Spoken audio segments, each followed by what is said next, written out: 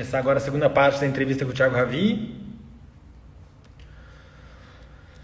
Esperar o pessoal voltar, espero que volte todo mundo. Thiago, assim que você entrar, manda um oi pra mim ou manda uma solicitação, senão eu te convido daqui a pouquinho.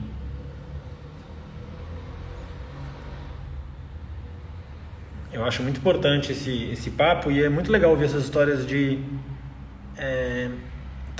são, enfim, inspirações pra gente, né? Eu, mano, eu acho que esse tipo de história só engrandece a gente e é muito legal saber. Alguém falou isso mais cedo, a gente vê a cachaça que bebe, mas os tombos nem sempre. Ravi, voltamos. Acho que agora sim, você já voltou para o Brasil, você já está aqui. Vamos entrar numa coisa que é sempre bom de saber. Conta para mim um pouco dos cavalos da sua vida. Acho que, claro, o Swift você já falou, não precisa falar de novo. Mas conta para mim o que mais que tem por aí, enfim, quais são os cavalos que representaram momentos da sua vida. Vamos lá. Minuano, né? O start ali. Swift. Na Europa, essa Grafine foi uma égua que para mim foi muito importante na minha primeira vitória. Esse Craque do Chateau foi um outro cavalo que ganhou muito, que eu adorava ele. Quando eu voltei para o Brasil, eu tive bons cavalos.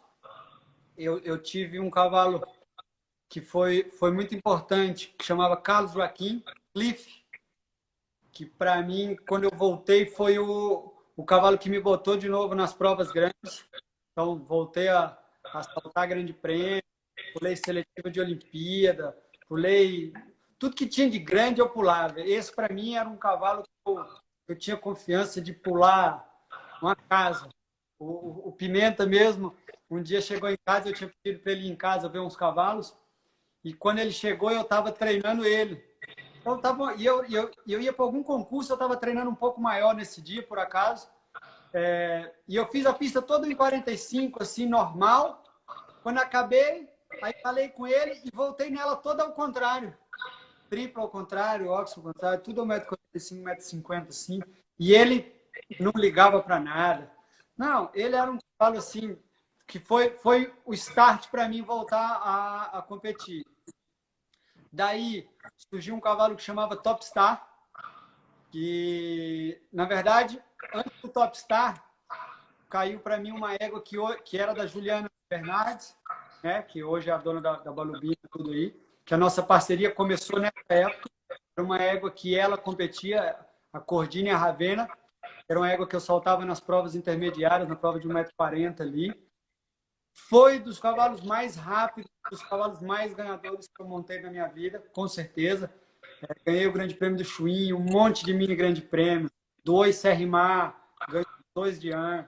Mas, assim, uma égua que eu ia para o concurso de 3 dias, era difícil de eu não ganhar 2. E o nosso cavaleiro a ser batido na época era realmente o Zé Roberto. Então, era para mim, o Zé Roberto como ídolo, como um super cavaleiro, um craque. Eu ver ele, e era um cavalo que me dava condição de disputar de igual para igual com ele, era uma égua fantástica. E nessa época surgiu o Top Star, que foi a minha primeira parceria também com o Ricardo Moura, que é um cara também super importante na minha carreira. Esses dois, tanto a Juliana quanto o Ricardo, até hoje. Na época, eu consegui uma inscrição para ir para o Serrimar em Angra, e eu tinha Cordina na prova baixa, e eu consegui uma inscrição na prova forte. E eu liguei para o Ricardo e falei: ô Ricardo, deixa eu pular esse teu cavalo aí, esse Top Star. E ele falou: você nunca treinou o cavalo, não sei o quê. Eu falei: não, pô, esse cavalo aí é bom, a gente vai adaptar nele rapidinho e tal. Ele falou: não, beleza, então eu vou mandar o cavalo para você, você monta o cavalo lá. Eu falei: tá bom. E aí fui para o concurso. Aí tô chegando no concurso, liguei para ele, falei: beleza, tal. A prova do cavalo é amanhã, 2h30 da tarde.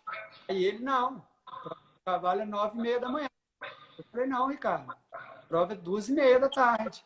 Ele falou: não, a prova do 35 é 9h30, você não lê programa? Eu falei: mas ele não vai no 35, ele vai no 45. Então ele me emprestou o cavalo para eu ir no 35, e eu, na minha cabeça, eu não tinha inscrição do 35. Eu só tinha inscrição no 1,45 m.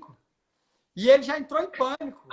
E aí eu fui, classifiquei no Grande Prêmio. Primeiro fez 8 pontos, meio me adaptando ali, com racamó, com tudo. E depois classifiquei no Grande Prêmio. Depois classifiquei em várias outras provas. Foi um cavalo fantástico, fantástico, muito bom. Daí surgiu um time de cavalo que foi muito importante para mim, porque eu tive que ser muito forte. Foi uma época que eu fui na Europa, busquei alguns cavalos com o Sabino, e o Sabino foi um cara fantástico comigo. A gente, sempre que eu ia, só ia na casa dele. Fui um pouco, rodei um pouco na Europa uma época, mas tentava sempre dar preferência para tudo que eu fosse fazer, fazer sempre com ele, porque eu tinha confiança, sabia como tudo funcionava. Eu trouxe um cavalo que chamava Nairobi, que na verdade, eu na época, no meu time, ele não foi nem o time, nem o cavalo que eu tinha escolhido, porque eu achava ele difícil, tudo. E o Sabino falou, não, mas eu queria que você levasse esse cavalo, que eu acho que esse cavalo vem no Brasil, esse cavalo é bom. E quando esse cavalo chegou, ele foi com certeza um dos melhores cavalos que eu já montei. E eu fiquei com ele muito pouco tempo. Ele classificou em todos os concursos que eu saltei. Indoor, na época, Júnior Rabelo tinha feito um concurso lá na Vitória. Classifiquei no Grande Prêmio do Rio, fui segundo no do Internacional. E logo depois do Internacional do Rio, a gente estava meio negociando ele para ser vendido. A pessoa que estava experimentando pediu para eu soltar mais um concurso para assistir. E esse cavalo não treinou bem. Quando saiu, teve uma lesão, nunca mais voltou. E foi, para mim, uma das frustrações, porque foi o primeiro super cavalo que eu montei no Brasil e um cavalo que eu sonhava em talvez, se ele não fosse vendido, poder pular uma Copa do Mundo, um cavalo que já saltava Grande Prêmio 4 estrelas. É um cavalo que, apesar de ter passado pouco tempo comigo, foi dos cavalos que eu tinha mais carinho, com certeza. Assim, um cavalo que eu chegava na cocheira e a gente tinha uma química muito grande. Então, foi um cavalo muito, muito importante para mim. Depois dele, junto com ele, vieram alguns potros, alguns cavalos de comércio e tudo. Vieram 2 potros, que foram os 2 potros mais caros que eu comprei na época. E quando chegaram em Brasília, que eu falei o preço deles para o Cabral falou assim, você é louco, você tá maluco. E quando eu fui para a Europa, eu fui para comprar realmente um cavalo, voltei com 6. E quando eu cheguei lá, pela primeira vez eu tinha ido para comprar o bom, não a oportunidade, que é o que normalmente a gente ia comprar. E cheguei no Sabino e comprei realmente os 2 melhores cavalos novos que eu achava que tinham lá.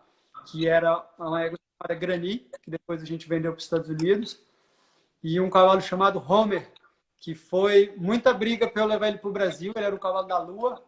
E eu falava, Lua, eu tô levando 5 cavalos, cara. Para fechar o container, eu tenho que levar esse cavalo. E ela, não, esse cavalo é pro Luiz. E eu fiquei uns 3 dias namorando ela. Não, nós temos que levar um cavalo diferente pro Brasil, vai abrir porta, tudo. E o Homer veio nessa época, e foi um outro cavalo super importante.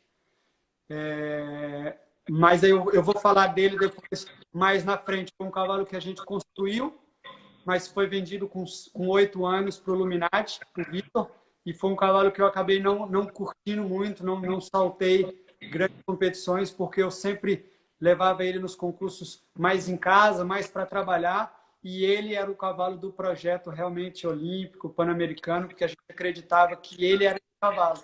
Então, ele era o cavalo que foi destinado para isso. Então, eu não ia para concurso para ganhar provas, trabalhava em casa, saltava pouquíssimos concursos. E quando a gente conseguiu fazer ele chegar na altura, mesmo no 1,40 m, aí eu acho que ia ficar bom. A gente precisou vender e foi para mim, foi bem difícil também essa venda. Foi importante, foi uma venda importante, mas era um super cavalo, que era o que a gente queria, escapando da mão. Daí, eu acho que veio a Réia, que também era outra parceria com o Sabino, que a gente comprou que eu comprei do Aras Klimber, na verdade, eu comprei a parte do Aras Klimber, que era uma égua que eu adorava, que eu era apaixonadíssimo, que eu queria muito saltar, namorava ela demais, mas quem montava era o Rafael Ribeiro, então era meu amigo, tudo, tentava nunca mexer com ela porque não achava bacana, era um cavaleiro que era muito próximo, deixava lá. Quando ele saiu do Aras, eu falei, e aí, Rafa, e a égua? Ele falou, ó, vai em cima que eles vão vender. E aí foi quando eu consegui comprar metade dela e competir. Também classifiquei nesse Internacional do Rio, ganhei grande prêmio. Foi uma super égua. E essa aí, quando eu comprei, eu sabia já que não ia ser revendida, que era uma égua difícil, tudo. E ela se aposentou depois comigo. Essa aí eu tenho até hoje ela em casa. É um dos meus xodós também. Daí, quando a réia saiu, veio o Pomerol. Para mim, um outro super cavalo, um cavalo que eu sou muito grato. Fui campeão brasileiro. Realizei um sonho de ganhar o Grande Prêmio do Agromem, né, que a gente ia desde criança assistir. Então, você imaginar, a gente, molequinho, chegar lá e falar assim, nossa, será que um dia eu salto isso aí? E você ganhar um grande prêmio daquele foi realmente uma conquista para mim, uma satisfação muito, muito grande. E foi uma das grandes realizações. Depois de cavalos importantes veio a Ferrari. A Ferrari, de novo, uma parceria com o Ricardo Moura. Eu tive já a Blitz um pouco antes, uma égua também importante, mas que passou pouco tempo comigo, mas uma égua importante que hoje serve o Dedé. Então, uma égua fantástica, que brilhou muito. E eu tive a Ferrari, e a Ferrari, o Ricardo acreditou num projeto, a gente sentou, conversou, traçamos um plano, cumprimos o plano, e eu realizei um sonho que era saltar o brasileiro de sênior top, que eu nunca tinha saltado. Quando eu tinha o Carlos Joaquim, eu tive a oportunidade de ir no brasileiro, mas eu achava que eu não ia ser competitivo, então optei por não ir na época, porque eu não queria ser só mais um, e eu acho que o Campeonato Brasileiro de Sênior, ele é um campeonato importante, é um campeonato que tem que ser respeitado. Optei por não ir, e a Ferrari me levou nesse sonho aí também de conseguir classificar individual, fiquei em sexto, e a gente foi campeão por equipe, também um título histórico para Brasília. Mais uma vez, uma equipe com só 3 cavaleiros, eu, o Pimenta, o Luiz Felipe e o Stefan Barcha, conseguimos ser campeão brasileiro com a equipe sem descarte de Brasil de Senior Top. Então, foi uma outra grande realização, né? E depois da Ferrari, acho que agora a China, com certeza, um outro super cavalo. Eu tive uma égua chamada, tenho até hoje uma égua chamada Hillary, que eu figuro ela no XTC, salto nas provas intermediárias, que é uma outra super égua. Não chegou no Grande Prêmio, mas uma égua que eu tenho um carinho muito grande. E hoje a Balubina, espero que realize outro sonho, né, de colocar a gente numa possível equipe do Brasil. Então, é o outro cavalo muito importante para mim. Show de bola. Agora vamos entrar naquele ping-pong para a gente passar para as histórias, enfim, as outras partes aqui. Se você tivesse que escolher um cavalo do Brasil para você montar hoje, quem seria?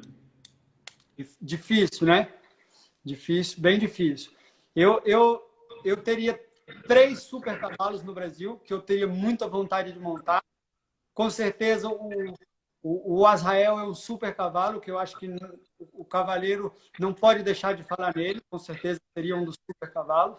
O Chicago seria um outro super cavalo. Mas hoje, no meu momento, nos meus projetos, um cavalo que eu gostaria muito de montar, tanto o Chicago quanto o Lorentino do Grilo. Hoje, talvez o Lorentino seria o cavalo que eu gostaria de estar montado nele.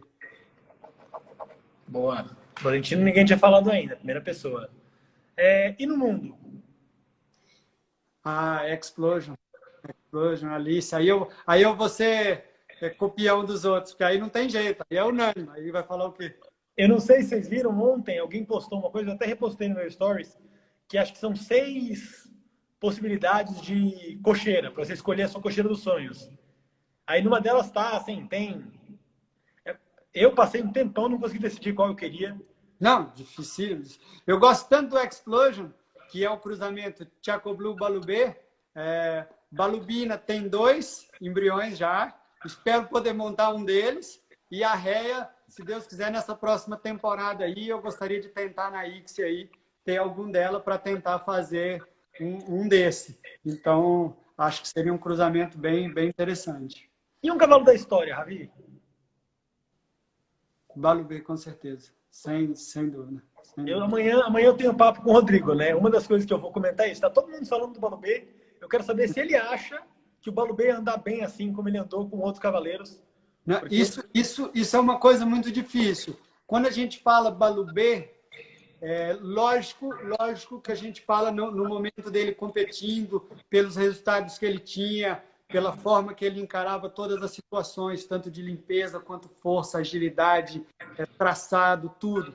Só que a gente não pode esquecer que atrás disso aí tinha um time muito grande. O Rodrigo, para mim, dos melhores cavaleiros do mundo. O Neco, um gênio.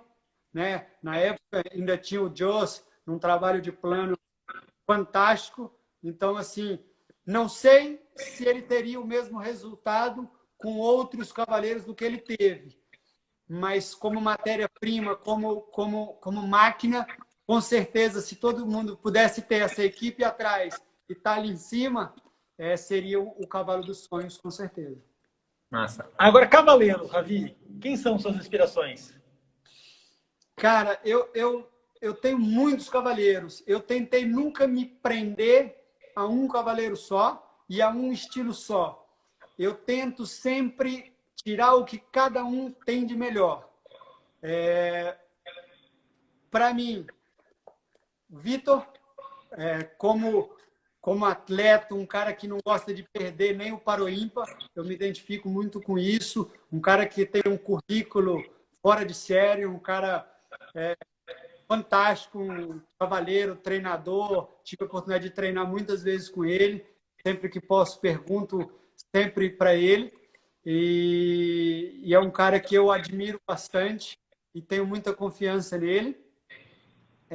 O Sabino, por todo o conhecimento que ele tem. Então, é um cara que às vezes, você pode falar assim, pô, o cara não está lá, talvez, no top 10, mas talvez porque também não seja o objetivo dele. E pela lição de vida que eu tive, isso aí, né, quando eu falo Vitor Cabral junto, depois Sabino como referência nos ensinamentos de tudo, no galope, fantástico, tudo. Gosto do Steve Gerrard pela forma que ele faz as coisas, de transformar as coisas fáceis, monta todo tipo de cavalo, dá o jeito, Daniel Deusser. E o Rodrigo Pessoa, para mim, é um cara que eu tive a oportunidade de ver montando. Quando você vê todo mundo apanhando numa linha, Rio, 6 lances curtos, 5 lances curtos, uma paralela que você vê nego brigando tudo. Ele entra lá, faz aquilo parecer fácil e você fala assim, cara, tá de sacanagem o que ele tá fazendo aí. Então é um cara fora de série. Boa. Eu vou só tentar levar um pouquinho para cá. Vamos ver. Vamos ver se voltou ao normal agora. Terminando o bate-bola, Ravi, fala o seu concurso favorito de saltar no Brasil. Indoor. Indoor da Época Paulista. Boa. Indoor.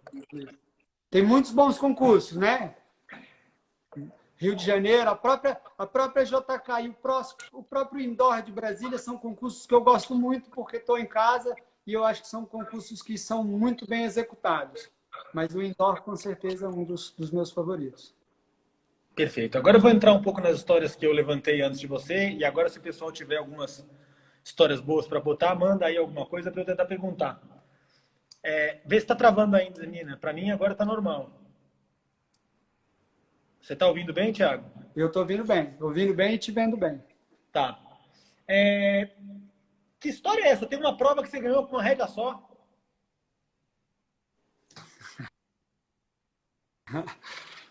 Esse foi um mini grande prêmio. Peraí, Thiago. Que travou para mim. Peraí, que está travado ainda. Vamos ver se volta. Vai lá.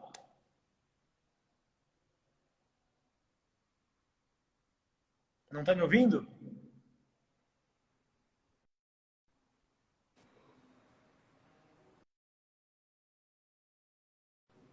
Agora? Não? Eu vou ter que cortar. Eu vou ter que cortar e abrir outra.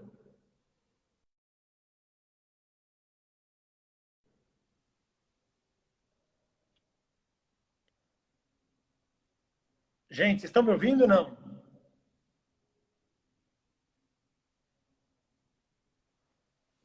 Vocês estão me ouvindo ou não?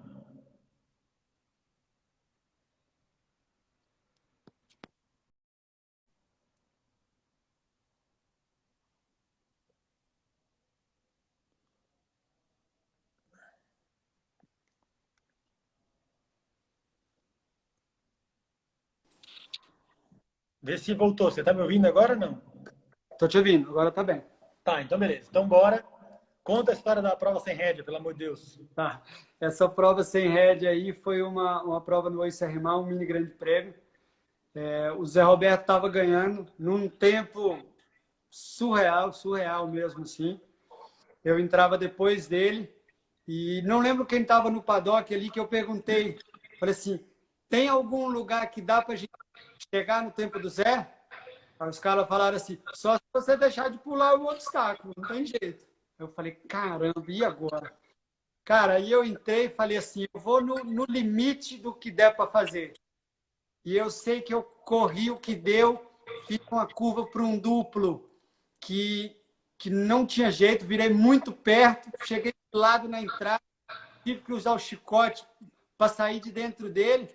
E quando bati no chão, não dava tempo de catar a rédea. Se eu tinha que pular um obstáculo a menos para ganhar, do jeito que eu bati no chão, só saí cutucando, balançando, para chegar no próximo e ir embora. E aí acabou dando certo, ganhei por pouca coisa realmente. E foi no limite do limite. E essa prova foi também uma prova muito bacana. Tem uma história mais antiga que eu não entendi direito quando a pessoa explicou. Você foi expulso do CEPEL? Isso é uma calúnia. Isso aí O Vitor me ama por causa disso, eu acho. Ah, Eu era um cara muito comportado, né? Você pode imaginar, né? E na época eu tinha ido para a clínica para fazer uma semana só de clínica e eu ia ficar uma semana a mais para ficar lá assistindo, ajudando na pista lá. Deixa agora o trem bagaçou tudo aqui. E aí, quando eu fiquei a mais, a turma começou a fazer muita bagunça, muita bagunça. a turma. Eu não tinha nem dinheiro, então eu não fazia muita graça. E eu sei que eles compraram um monte de fogos de artifício, um monte, mas um monte. E eu não fui comprar, eu fiquei no CEPEL. Quando eles chegaram da rua, eles tinham uma mala, era uma mala, não é mentira, uma mala cheia de fogos de artifício, de bomba, rojão, coisa que eu nunca vi na minha vida, meu filho. Só no Iraque para ter aquele tanto de coisa. E aí, eu sei que a gente começou a soltar dentro do CEPEL, na cantina, o chuchu. Soltamos na cantina, quase matamos todo mundo do coração lá. E fazia bomba relógio, fazia tudo. Aí, não tinha noção das coisas. Machucamos. Alguns cavalos amanheceram um pouco ralados. Um cavalo que não era muito importante na época, o Cactus, o Teixeira, quase nada. O Teixeira queria matar a gente, matar. O Cabral, ele faltou afundar o meu peito e do chuchu no murro. E assim, aí o Teixeira conversou com a gente, deu esporro, falou, ó, vocês podem brincar, vocês podem divertir, só tem duas coisas que não podem fazer. Primeiro, machucar os cavalos. Segundo, quebrar nada do clube. Beleza? Beleza. Então, parou os rojão, tal, não sei o quê. Não fizemos nada. Aí tinha um cara de São Paulo, que ele não monta mais, montava na época, só um bombadinho forte, chato pra caralho, metido, queria bater na gente o tempo inteiro lá. E acho que eu não sei se ele namorava a Roberta Milan ou era a irmã dela, não lembro. Sei que o cara era bem... E ele estava tomando banho nesse dia, e quando a gente passou na... Aí eu não sei quem foi que falou, o folgado aí. Falei, vamos soltar a bomba nele, para ele ficar esperto, né? E aí, era um time grande, eu, Chuchu, Alban, Judá da Bahia, e tinham algumas meninas, né? Bárbara, Letícia, tava tudo junto lá. Renata Groba, era uma turma grande. E quando o Chuchu foi acender a bombinha estava na minha mão. E quando ele acendeu, ela estourou na minha mão. E ela caiu do lado do vidro. Ela não caiu dentro do banheiro. E ela ficou estalando, era uma bombinha bem leve mesmo, estalando do lado do vidro. E o segurança do CEPEL viu, o vigia. E ele veio correndo lá. E o vidro do vitrô, ele estava trincado. Ele já estava trincado, mas falou que foi a gente que trincou. Beleza. Aí lá veio o Teixeira. Aí dando esporro e não sei o quê. Não falei para vocês e todo mundo calado. Não falei. Ninguém falava nada. Quem foi? Era todo mundo, né? Ninguém falou nada. E ele falou, se ninguém falar nada, vai todo mundo para casa mais cedo. E ninguém falava nada. Aí, quando o Teixeira falou, então pronto, vocês podem arrumar as coisas. Eu era o único que não estava fazendo a clínica. Então, eu era o único que realmente não tinha cavalo lá, estava tranquilo. E eu falei, Teixeira, fui só eu. Fui sozinho. Aí o Teixeira falou, então você arruma suas coisas e volta mais cedo para casa. E o Matheus, na época, tinha cavalo de cliente e tudo, então seria uma situação bem chata ter que voltar para casa mais cedo. Mas falaram depois que eu estourei o vaso, ficou para tudo lado. Isso aí é mentira, isso aí é mentira. Mas realmente fui convidado a voltar para casa mais cedo. Depois disso, cortei um dobrado no Teixeira, viu? Cortei para ele falar comigo, ele ia no CP, ele ia em Brasília fazer da clínica, eu fazia todas, ficava do lado dele, alguém fizesse uma falta, eu era o primeiro a encostar, pegar a vara no chão e subir. E ele só me catracava, só esporro. Eu respirava, ele me dava esporro. Tem duas histórias aí que o pessoal está contando que deve ser boa. Uma é a história do Birds Noise. A Lua está pedindo. Puta, do Birds Noise é foda. E essa daí, não que eu fale inglês hoje, né? Mas na época que eu fui para Inglaterra, eu arrumei uma namoradinha lá, uma alemã. E estava ali com ela, não sei o que, tudo. E um dia ela ficou com a gente no Manege. Estava eu, o hermano e ela no quarto assistindo televisão, não sei o que. E a gente ali, ela abraçada comigo tal. Aí daqui a pouco o hermano, ele pegou e soltou um turbinado ali, um peidinho, né? E aí ele falou, aí ele olhou assim e falou, the birds make some noise, alguma coisa assim. Aí eu parei, falei, nós e o caralho, nós e nada foi isso aí, nós. Então, aí os caras, ele passou mal do tanto que ele ria. E essa conversa aí rodou muita coisa. E aí era nós e nada, filho. Foi até que deu feito aí. Nós o caramba. Boa. Então foi isso. E o Cabral pediu para explicar a brincadeira do índio com o Tatá, que a Égua Juma ensinou. Putz. A brincadeira do índio, ela surgiu... O Cabral foi o cara que passou para a gente na época, que ele falava que o André Bubaqui tinha uma turma que vinha correndo e se jogava no chão e refugava na cerca da hípica, nos pôneizinhos. E nisso eu tenho um grande parceiro, que é o Rafael Miranda, o Tatá, que é meu irmão, crescemos junto ali, parceiro para tudo que você puder imaginar. E eu falei, Tatá, vamos fazer esse negócio aí, cara. Vamos perder para esses caras, não. Nós vamos melhorar o negócio deles. Aí ensaiamos um pouco umas quedas ali, tá? Campo de polo. Falei, não, deu certo. Vamos fazer? Vamos. Aí a gente dava aula na escolinha para você ver como é que eram as aulas da escolinha dessa época. A gente descia para o campo de polo, botava a turma toda enfileirada, e era só molecadinha pequena. Parado aí, todo mundo. Agora vocês vão ver um filme de Velho Oeste. Aí vinha um lá do fundo, a 200, correndo. O outro atrás correndo, fingia que dava um tiro. Pá! Aí o da frente caía no chão, no galope, não é ao passo, ao trote, é correndo de verdade. O de trás vinha, se jogava em cima do que estava no chão, e os dois fingiam que estavam lutando igual índio e cowboy. Pá, e se jogavam para trás e fazia tudo. E aí era sem noção. Pegava os pôneizinhos, botava paralela a 1,60 m, assim, ó, 1,60 m, com um monte de vara levinha, vinha a 200 para ver refugar e a gente cair voando vara para tudo. Não, só fazia mesmo. O Rodrigo Chaves fez uma pergunta que eu não sei exatamente se é uma brincadeira ou se é sério, mas ele quer fazer uma pergunta técnica. Por que você estriba tão curto? Cara, é uma grande dificuldade minha. Eu tenho abaixado bastante meu estribo. Eu consegui aqui baixar 2 furos nele.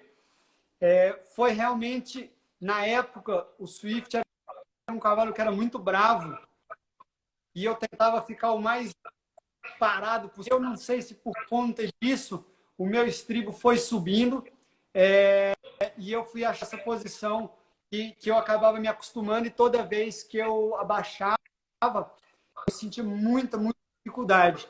Isso aí, com todo mundo que eu montei. O Ivan me ajudou muito. Na época eu era muito magro e montava encurvado com um ponto de interrogação. O Ivan tirava meu estribo, cabo de vassoura nas costas.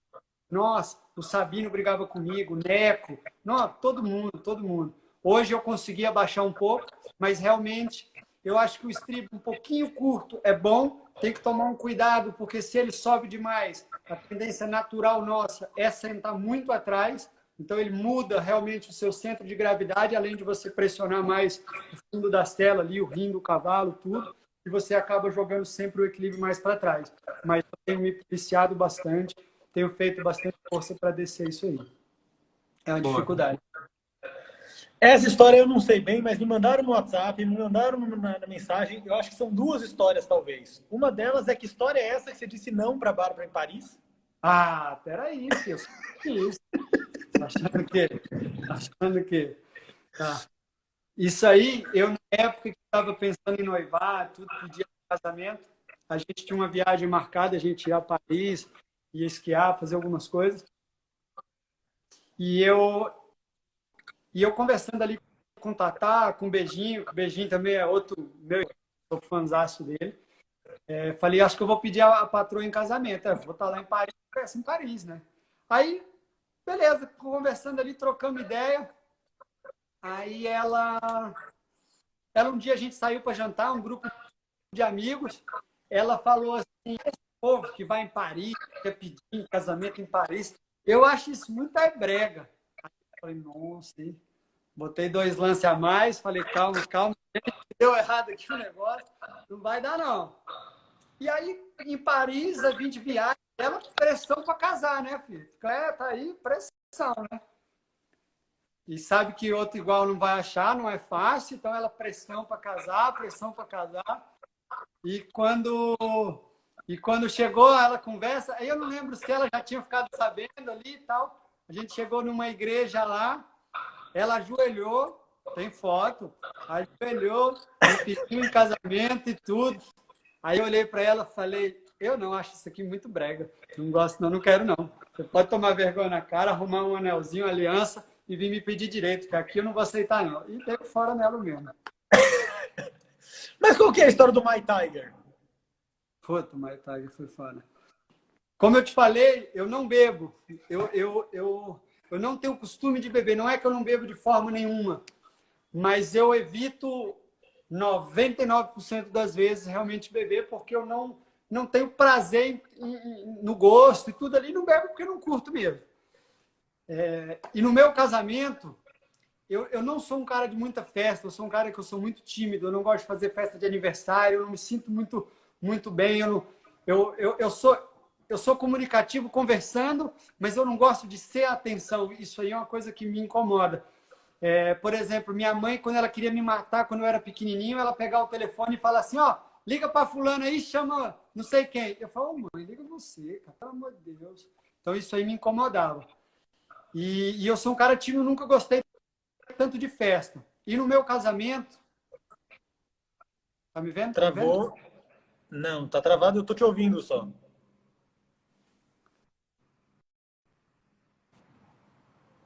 Acho que voltou.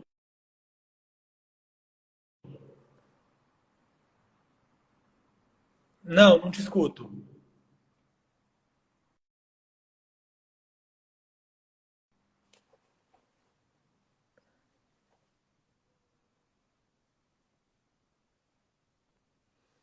Eu vi que travou, eu tô tentando chamar ele de novo.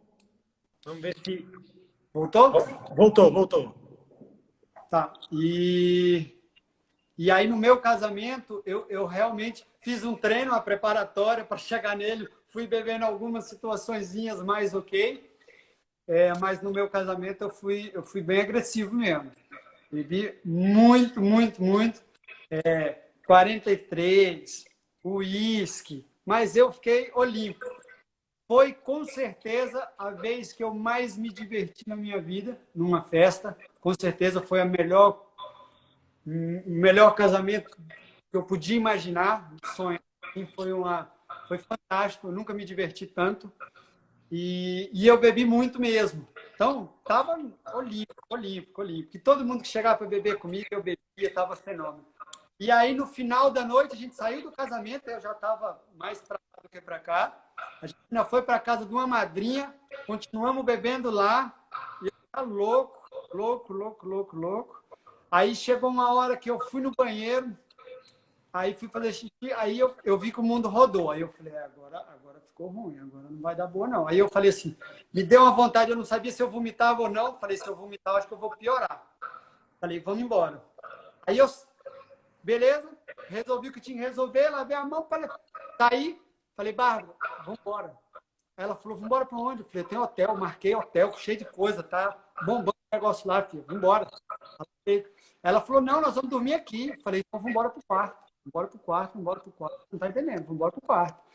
E ela meio ali, aí eu falei sério, falei, vamos embora? Aí ela, tá bom. Aí com a madrinha, subi na escada, eu já subi engatinhando, já foi nos degraus. Quando eu olhei a cama, eu não pensei, eu só pulei nela. Tinha um tigre de pelúcia lá, que a madrinha estava falando, não, tá todo empoeirado. Eu abracei ele e só falava assim, my tiger, oh my tiger. E aí, resumindo, essa foi minha noite de núpcias. Maravilhoso. My tiger. Então eles juntos até hoje. E essa tem a foto, eu não tirei nem o sapato, terno, nada. Do jeito que estava ali, deitei. A Bárbara, não sei nem como ela tirou o vestido com 200 botões, não sei o quê. Isso aí eu nem vi. Espetacular. Voltando um pouquinho para a carreira, né? Falando agora um pouco mais de coisa séria, qual foi sua maior alegria como treinador, Ravi? Putz. Cara, como treinador, a gente tem várias conquistas. Não necessariamente são só títulos, né? Eu acho que você realizar o objetivo do seu aluno é uma grande conquista. Nem todo mundo é preparado para ganhar e tem o sonho de ganhar. Então, isso aí, como treinador, foi uma coisa que eu aprendi e levo muito a sério. Tenho alguns títulos aí de campeonato brasileiro amador, tudo, de Yang com Dedé, tudo. Mas um momento muito especial para mim foi um brasileiro, acho que foi o ano passado, brasileiro de amador, 1,10 m, com a Viviane Fischer, que é uma pessoa que é minha amiga, não posso nem falar que é minha aluna, minha cliente, que eu sou fãzão dela pela forma que ela leva tudo, o marido dela, uma pessoa ímpar, com todas as dificuldades que a gente teve no começo ali, de alguns contratempos, alguns acidentes, tudo. Foi uma pessoa que ganhou muito ano passado, ganhou um brasiliense, brasileiro, tudo. Foi um título que eu fiquei muito satisfeito por ela. Então, realmente, foi uma coisa bem importante para mim. Então, esse foi um grande título. Já tive outros campeões brasileiros. O Pedro foi campeão brasileiro também. O Dedé no Yang classificou. Bárbara, vice-campeã brasileira. Falando da Bárbara, como é que é dar aula para a patroa? Hoje é bem mais tranquilo. No começo foi muito difícil. No começo, vou te falar que ela, antes da gente namorar, era a minha melhor aluna, de dedicada, de disciplinada, de não questionar nada. Depois que a gente começou a namorar, foi muito difícil, questionava tudo. Aí começa a entrar, porque você briga comigo, não briga com fulano. Aí era muito difícil. Então a gente passou alguns quebra-pau muito difíceis. Eu tentei pedir para o Cabral dar aula para ela muitas vezes falar, Cabral, é sua, filha, assume aí, eu não quero nem ver. Mas hoje ela é fantástica, cumpre tudo dos planos. A gente consegue hoje tentar, lógico que não é fácil, mas no cavalo é uma coisa, desceu, acabou, é marido e mulher, não falo mais de cavalo. Boa. Então, já estouramos o tempo que eu tinha previsto já, então vou fazer só a última pergunta. Você faz acompanhamento psicólogo? Eu sei porque a Sassá comentou aqui qual foi quanto sua realização como psicólogo. Então, eu acho assim, a gente falou disso com outras pessoas de coach, de trabalho com mental. O que você acha disso? Você faz? Como é que funciona isso como treinador? Cara, eu fiz uma época com psicólogo esportivo, num período curto ali, mas gostei muito, senti muita diferença. O meu resultado realmente, eu tinha algumas dificuldades de concentração, de foco mesmo ali. Isso aí realmente era uma coisa que eu achei que fez diferença. E eu indico bastante para alguns alunos. Não acho que a pessoa ela tem que estar indo mal para ter um psicólogo. Eu acho que aquilo ali é realmente para melhorar a performance dela. E hoje eu não faço um psicólogo, mas faço como se fosse um coach com o Ricardo Moura. O Ricardo Moura é o meu coach aí hoje, é o cara que quando eu realmente preciso, eu ligo para ele, é o cara que conversa comigo, que me dá as melhores ideias, conseguiu direcionar meu plano de carreira, de vida, sabe? Hoje se eu estou aqui tentando uma vaga, com certeza, 2024 era o nosso primeiro projeto realmente piloto mesmo. Então eu consegui juntar um time de cavalos jovens que tem possibilidade de chegar nesse nível, né? Lógico que a gente fala em cavalo novo, então não tem certeza, porque hoje para você ter um cavalo é muito difícil e muito caro. Então, a única forma que a gente viu de ter esse time de cavalo é comprando bons cavalos jovens.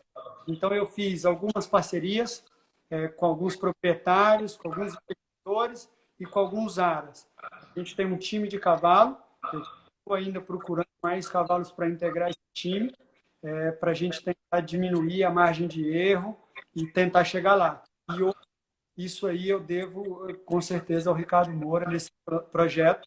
E daí, de uma conversa, buscando um cavalo para esse projeto de 2024, conversando com a Juliana, que surgiu a Balubina para vir para cá, para topar toda essa ideia. Espetacular. Gente, eu poderia ficar mais uma hora conversando com você, mas a gente já deu mais de uma hora e meia de papo. Eu acho que tem vários assuntos que ficaram para trás, que estão anotados aqui, que eu não consegui riscar da minha lista. O que, na verdade, para mim é uma sensação ótima quando eu estou conversando com alguém, de deixar a história para trás, porque abre a oportunidade de fazer um novo papo mais para frente. Eu vi gente aqui perguntou quem são os cavalos novos, perguntaram da boleteira, o que você acha da boleteira, o que você acha do novo formato olímpico, o que você acha de... Por que você se aposentou de carro-cavalo? Qual é a sua relação que você tem com embocadura? História tem um monte para contar ainda, mas eu acho que a gente está tentando manter uma hora e meia no máximo mesmo.